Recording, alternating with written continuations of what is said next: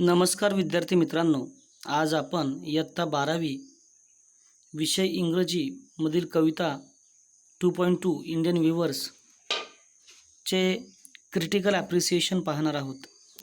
या ठिकाणी विद्यार्थ्यांनो, प्रश्नपत्रिकेमध्ये जे पॉईंट्स तुम्हाला दिलेले असतील त्या पॉईंट्सचा वापर करून तुम्हाला ॲप्रिसिएशन लिहायचं असते. तर चला सुरुवात करूया. या ठिकाणी आपला पहिला पॉईंट आहे अबाउट द पोएम आणि पोएट.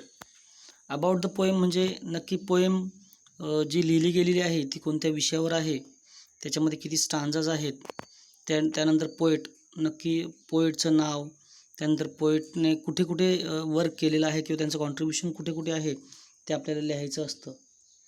या ठिकाणी आपण कविता जी आहे तिचं ॲप्रिसिएशन आता पाहणार आहोत. तर पहिला पॉईंट आहे अबाउट द पोएम और poet. The poem Indian weavers is written by Sarojini Naidu. ही जी पोएम आहे सरोजिनी नायडू यांनी लिहिलेली आहे. The title of the poem is apt and meaningful. या कवितेचे जे टायटल आहे ते एकदम ॲप्ट आणि मिनिंगफुल म्हणजे अर्थपूर्ण ही अशी कविता आहे. She is the first Indian English poetess. Sarojini Naidu ह्या फर्स्ट इंडियन इंग्लिश पोएटिस आहेत. She was social and political activist, also famous as a nightingale of India. त्यांनी सोशल म्हणजे सामाजिक आणि पॉलिटिकल म्हणजे राजकीय त्यांची कारकीर्द ही भरपूर मोठी आहे. आणि त्या नायटिंगेल ऑफ इंडिया म्हणजे भारताच्या म्हणजे आपल्या कविता लिहिण्यामध्ये त्यांना नायटिंगेल ही त्यांना म्हणजे शब्द म्हणजे त्यासाठी त्यांना तो शब्द वापरला जातो. शी टूक पार्ट इन फ्रीडम स्ट्रगल. त्यांनी आपल्या भारतीय स्वातंत्र्य लढ्यात भाग घेतलेला होता. The poem has only 3 stanzas. कवितेमध्ये 3 स्टांजाज आहेत. The 3 stanzas mark the 3 stages of life itself. या तिन्ही स्टांजांमध्ये आपल्या आयुष्यातील ज्या 3 जे महत्त्वाचे टप्पे आहेत त्याविषयी माहिती देण्यात आलेली आहे. The weavers reply to question about why they are weaving clothes for a newborn, a queen bride and a dead man. या ठिकाणी कवितेमध्ये जी आपल्या कवयित्री आहेत सरोजिनी नायडू या व्ह्यूवर्स म्हणजे विणकरांना क्वेश्चन विचारतात की जे क्वेश्चन विचारतात त्याची उत्तर देताना ते 3 स्टांजांमध्ये ती उत्तर देतात. पहिल्या स्टांजामध्ये न्यू बॉर्न जो म्हणजे आत्ताच जन्मलेलं मूल किंवा बाळ, त्यानंतर क्वीन ब्राईड म्हणजे ज्या नवविवाहितेचं लग्न होणार असतं तिच्या जोड्याविषयी, आणि डेड मॅन म्हणजे जो व्यक्ती मृत्यू पावलेला आहे.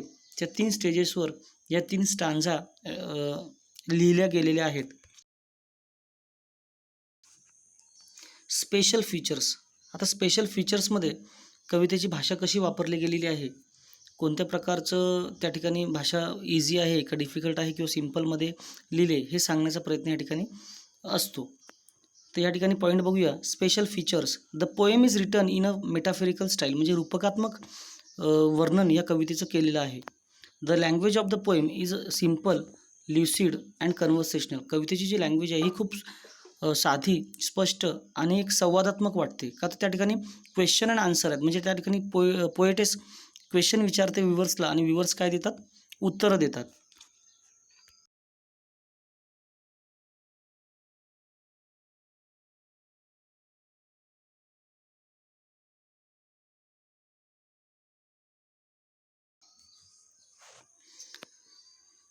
The poetess has written the poem in a very simple and effective language. कवीने ही जी पोएम आहे एकदम सिम्पल भाषेमध्ये आणि इफेक्टिव्ह लँग्वेजमध्ये लिहिलेली आहे. Which is easy to understand and thus it creates an impact. आणि ही इझिली आपल्याला समजते सुद्धा आणि इट्स क्रिएट अन इम्पॅक्ट म्हणजे जे कोणी रीडर्स आहेत त्यांच्यावरती प्रभाव पाडते. The poem is dedicated to the talented weavers and their fabric. म्हणजे ही जी पोएम लिहिलेली आहे, जे टॅलेंटेड आपले व्ह्यूवर्स आहेत, इंडियन व्ह्यूवर्स, आणि त्यांचं असलेलं जे काम आहे त्यावर ही डेडिकेट केलेली आहे. The poem has rich imagery म्हणजे काही इमेजेस त्या ठिकाणी वापरलेले आहेत. Like break of the day म्हणजे मॉर्निंग, फॉल ऑफ नाईट म्हणजे इव्हिनिंग, अँड सोलेमन स्टील म्हणजे संध्याकाळची जी आपण 6 ते 7च्या दरम्यान जेव्हा चंद्रोदय होतो पौर्णिमेच्या वेळेस, त्यावेळेस त्यांनी ओकॅजन म्हणजे प्रसंग सांगण्याचा प्रयत्न केलेला आहे. 3 stanzas of 4 lines each in the form of question and answer. तिन्ही स्टांजाजमध्ये त्या ठिकाणी क्वेश्चन आणि आन्सर मध्ये ही पोएम लिहिलेली आहे. सो द पोएम हॅज कन्व्हर्सेशनल टून. क्वेश्चन आणि संवादात्मक टून असल्यामुळे कवितेमध्ये संवाद आहेत.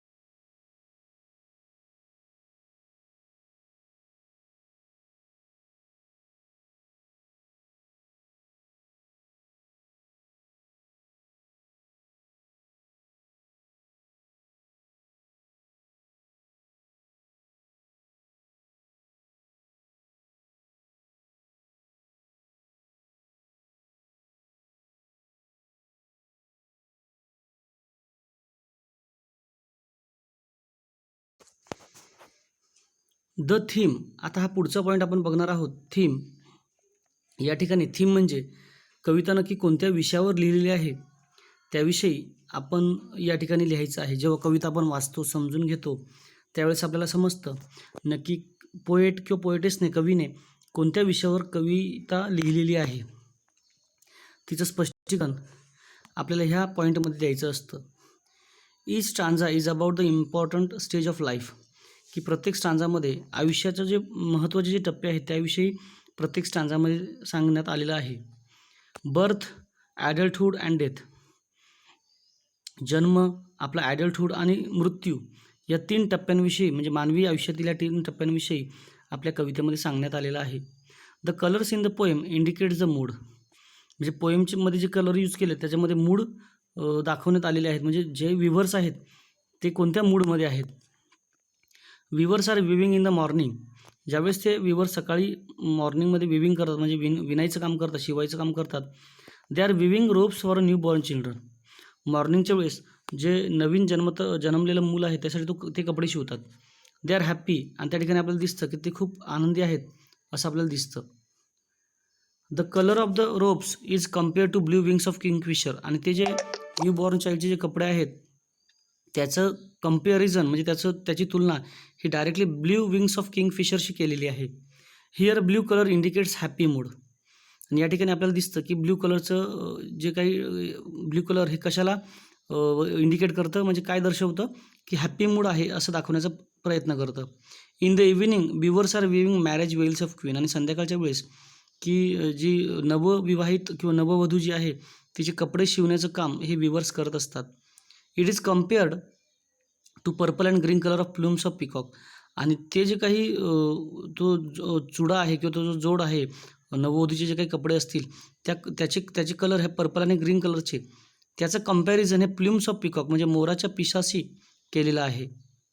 Here purple and green colour shows sorrow and happiness. हा जो पर्पल आणि ग्रीन कलर आहे हे काय दाखवतो तर तो सॉरो आणि happiness. In the chill moonlight weavers are weaving dead man's funeral shroud. तर चंद्राच्या थंड प्रकाशामध्ये त्या ठिकाणी विवर्स हे डेड मॅन म्हणजे एक मृत्यू पावलेल्या माणसाचं कफन शिवतात. फनरल शाऊड म्हणजे कफन ते शिवत असतात. It is compared to white cloud and feather. आणि त्याचं कम्पॅरिझन हे व्हाईट क्लाउड म्हणजे जे आपले पांढऱ्या रंगाचे ढग किंवा जे पिसक पंख याच्याशी त्याची तुलना करण्यात आलेली आहे. Weavers are in a sad mood. Weavers हे सॅड मूडमध्ये आहेत असं या ठिकाणी दिसतं. So the cloth is a colourless. म्हणजे या ठिकाणी कपडा जो आहे तो कलरलेस आहे, म्हणजे विदाऊट एनी कलर, फक्त व्हाईट कलर म्हणजे तो कलरलेस आहे. The 3 events refer to in the poem are birth, marriage and death. आणि पोएममध्ये दाखवलेले जे 3 इव्हेंट्स आहेत 3 स्टांजांमध्ये, that is birth, marriage and death, म्हणजे माणसाचा जन्म, त्यानंतर लग्न आणि डेथ, ह्या 3 महत्त्वाच्या आपल्या आयुष्यातील टप्पे असतात हे दाखवण्याचा त्या ठिकाणी मानस आहे. The 3 stages of human life indicated by this events are childhood, youth and old age. म्हणजे कवितेमध्ये जे 3 स्टेजेस ऑफ ह्युमन लाईफ दाखवण्यात आलेले आहेत ते आहेत आपले बालपण, यूथ म्हणजे तरुणपण, आणि ओल्ड एज म्हणजे आपलं वृद्धावस्था. नेक्स्ट पॉईंट आहे the language poetic devices poetic style use in the poem, की कवितेमध्ये कोणत्या प्रकारचे लँग्वेज वापरलेले आहे, कोणत्या प्रकारचे पोएटिक डिव्हाइस म्हणजेच figures of speech, rhyming scheme, कविता कोणत्या वर्समध्ये आहे, ब्लँक वर्स आहे का फ्री वर्स आहे, याच्याविषयी आपल्याला माहिती लिहायची असते. The rhyme scheme of each stanza is A A B B. जर तुम्ही स्टांजाची रायमिंग स्कीम बघितली तर ती आहे A A B B Indian व्ह्यूवरची. आणि जर क्वेश्चन तुम्हाला the rhyming scheme of the poem, जर पोएमवर रायमिंग स्कीम विचारली तर पोएमची रायमिंग स्कीम आहे A A B B C C D D E E F F. Poetess has used simile, climax, metaphor, symbolism, imagery in the poem. कवीने या ठिकाणी figures of स्पीचचा वापर कोणत्या केलेला आहे तर simile, climax, metaphor, symbolism and imagery. The letter of W, W हा जो लेटर आहे, जो वर्ड आहे, it occurs a total of 20 times. 20 वेळा तो वापरण्यात आलेला आहे. At least once in all lines except one, फक्त एका लाईनने तो वापरला गेलेला नाही. This alliteration gives a musical quality, आणि हे जे असलेलं ॲलिट्रेशन आहे हे एक म्युझिकल क्वालिटी कवितेला देण्याचा प्रयत्न करतं. ओपिनियन, आपलं या कवितेविषयी काय मत आहे हे आपल्याला थोडक्यात लिहायचं असतं. या ठिकाणी बघूया. I think the poem is a catchy and it teaches us how to behave. कविता ही खूप ॲट्रॅक्टिव्ह आहे आणि ती आपल्याला शिकवते की वेगवेगळ्या प्रसंगांमध्ये आपण कशा पद्धतीने बिहेव करायला हवं. This poem teach us to salute the weavers of India. आणि कविता आपल्याला सांगते की आपल्या व्ह्युअर्सचं जे काम आहे, जे विणकर आहेत, जे जुन्या पद्धतीने विणायचं काम करायचे, त्यांचं काम हे हार्डवर्किंग होतं, म्हणून त्यांना सल्यूट करण्यासाठी आपल्याला शिकवलं जातं आहे. Next, message, values, morals in the poem. कवितेमधून काय मॅसेज येतो किंवा काय व्हॅल्यूज आहेत कवितेचे किंवा काय शिकलो आपण, हे आपण या ठिकाणी सांगण्याचा प्रयत्न करायचा आहे. I find that the weavers are not only skilful but also talented. या ठिकाणी आपल्याला समजते की व्ह्युअर्स हे फक्त स्किलफुल म्हणजे फक्त कौशल्यपूर्णच नाही तर ते खूप हुशारसुद्धा आहेत. The poet brings out their talent as well as their hardworking nature. आणि या ठिकाणी कवी त्यांचं टॅलेंटबरोबरच त्यांचं जे हार्डवर्किंग नेचर आहे, म्हणजे कंटिन्युअसली कष्ट करण्याची त्यांचा जो स्वभाव गुण आहे ते दाखवण्याचा या ठिकाणी प्रयत्न करतात, म्हणजे ते दिवसभर काम करत असतात. Poem shows the knowledge of viewers about colour as per the occasion. आणि पोएम आपल्याला या ठिकाणी दाखवते की जे व्ह्युअर्सचं जे नॉलेज आहे की प्रत्येक कलरच्या अनुषंगाने, प्रत्येक प्रसंगांच्या अनुषंगाने कोणत्या प्रकारचे कपडे शिवले जातात, हे या ठिकाणी त्यांचं जे नॉलेज आहे हे या ठिकाणी आपल्याला पोएम सांगण्याचा प्रयत्न करते. Thank you students.